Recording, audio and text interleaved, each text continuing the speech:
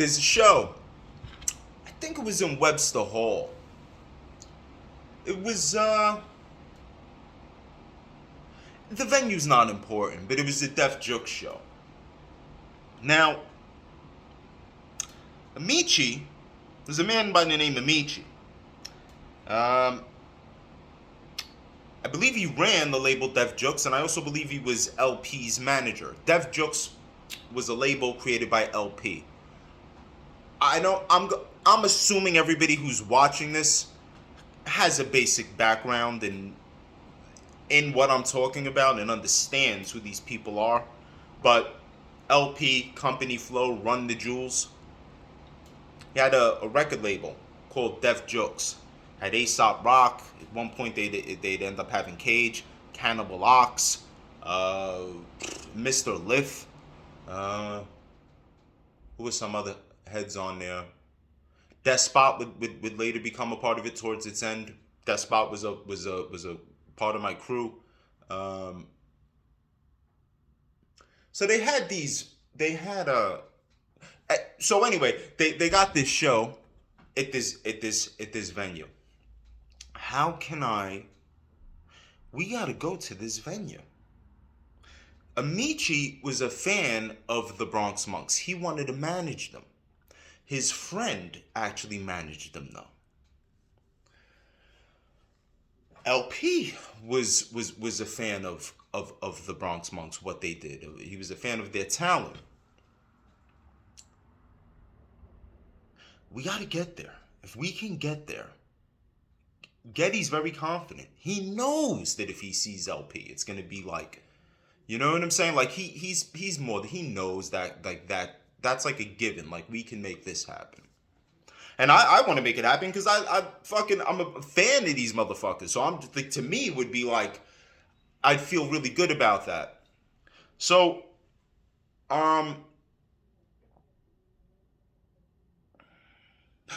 we go to the venue. We got to get to this VIP room. Now there's a bouncer there.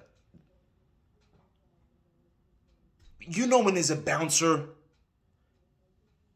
it's like you're not gonna get past this motherfucker. They don't want to hear shit. They're there making sure nobody gets into that special area. Motherfuckers are gonna come up with all sorts of stories.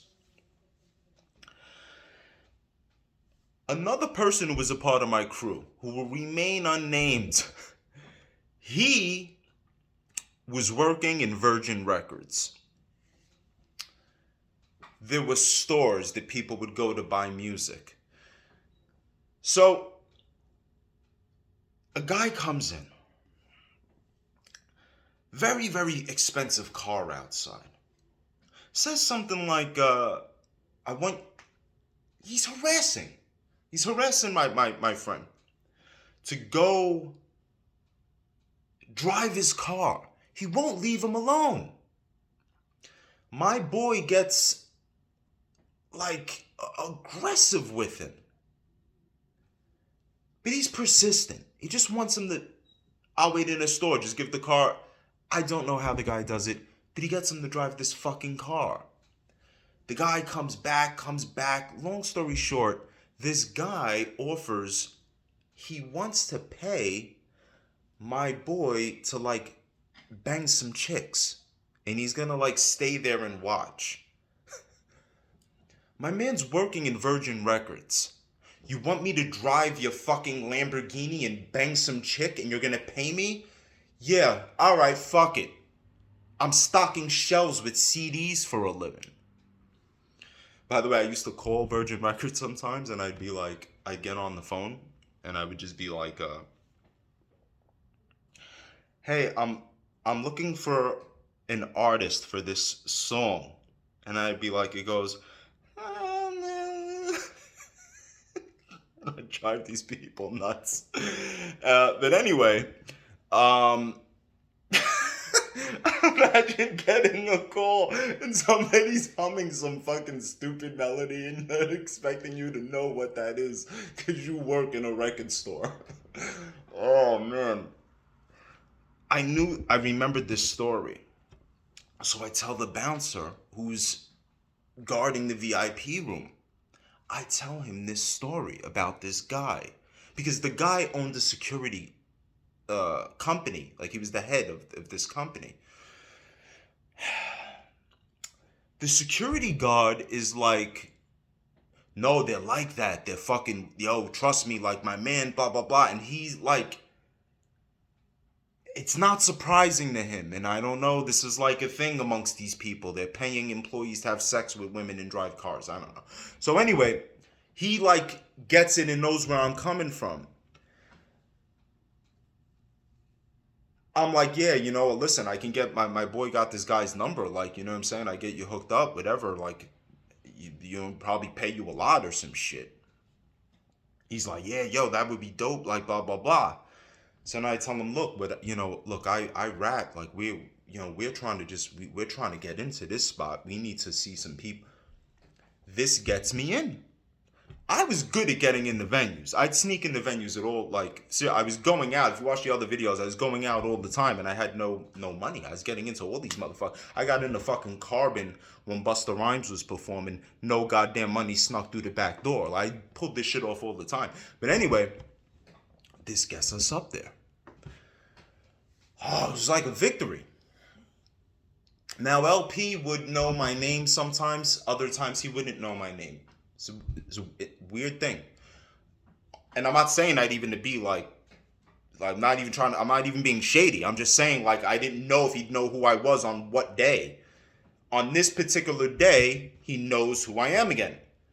And he sees Getty and whatever. They're talking, and we basically were able to get the project to them. They liked the project, but the project was and shout out to all of them, by the way. So the project was, they liked it. They liked what he did. They liked what I did. But this was around the time when streaming was just coming into the picture. And we have like this concept album that kind of works is like if you could play it from beginning to end and it's like one cohesive piece of work. So for what's going on at this point in time in music, this is not really, it's not a good move. The timing for this is not a good move, but they're still willing to do something with it. They're still down to put it out. But I don't know. I don't remember what happened. Shortly after that, their doors end up closing. So like it like ain't shit like gonna like we ain't putting anything out with them. So here I am. What do we do now? Well, we keep pushing because we don't quit. This is not a dream. This is not something that's outside of me. This is not something that I am trying to be or become. This is a manifestation of who and what I already am. The spider is going to weave a web. The artist is going to make art. There is no expiration date on that. The day the artist stops making art is the day the artist stops being an artist. Now, however, in these points in time, because hip-hop is so young, a lot of us would think that time was running out for us because we're thinking, I remember I used to go in my head and I used to be like, damn, I'm this age. And I would think if there's a rapper that's that age, and as long as I can think of a rapper that's that age, that's doing okay, then, I'm safe. And I was always safe because Eminem's older than me. So as long as Eminem's successful, it's like I'm always safe in my mind. But the thing that, you later begin to realize is that hip-hop is young. How could there couldn't have been a 60-year-old rapper? Hip-hop was not 60 years old. So here we are as time is going on, and we're moving into these uh hip hop is growing and it's getting older. We see that artists, rappers are rapping it old. It's not crazy that someone's in their 40s and they're rapping. Do you know why it's not crazy? Because the art of hip hop, really and truly, is not child's play. This is not something you grow out of because it's for the kids. Oh, it's, oh, it was cute back then and I was trying. If you're making real music that's true to who you are, you don't grow out of that. Okay? You can grow into, you could have personal growth and your music should reflect that personal growth, but you don't grow out of being an artist. You tend to grow into it. Now you could fall off or you can become kind of disconnected from it. You could be not active. But you have the gift and the gift does not die. It's just that's the way it is. Like the talent is forever. That's not going to change. You are gifted and this is who you are. That's forever. So we see today that there are artists of different ages because they're staying true to themselves. Now, what you don't want to do, right, is a lot of people go wrong. This is all my perspective because I don't give advice about music because I firmly believe whatever you think an artist should not do, I'll show you somebody who does it and who did very well with it. Never fails. Never fails all across the board. There was a point in time that if we said, if you want to ruin your career as a rapper, just dress up like a girl and you'll be done.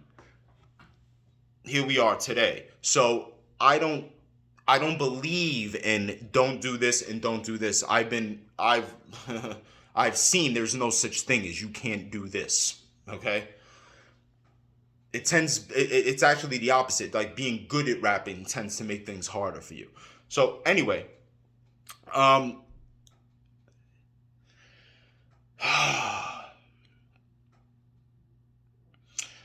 where I do believe though that you will go wrong is if you are a 40-year-old man, if you're a 50-year-old man and you're trying to emulate what the kids do. I personally believe that's a bad fit. It's weird. It's weird. I mean, you're first of all, I think there's a visual aspect to things. It's like the kids are going to be probably looking to somebody not too far out of their age range for the most part. And it's like if you like your fans, right? Even the people that, like, if you think about it, like the people you're in contact with, they're your age. So they're going to like, they came up in the same era as you. Their taste is going to be, it's not going to be what their 13-year-old kid is getting into in most cases. So I do think that's, might be wise to stay clear from that. But like I said, you never know. Like anything works with this shit. But I'm going to wrap up there and see you on the next one.